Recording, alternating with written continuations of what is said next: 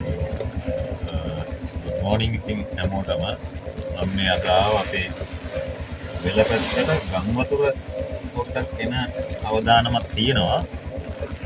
ගංවතුර පාරට දායිද නැද්ද කියන්න බෑ. දැන් මේ තාම ඉන්නේ හරියටම පාරට අඩි 3ක් විතර යටින් තමයි ගංවතුර තියෙන්නේ. ඔයගලන්ට මම පෙන්නන්නම් මේ පාර.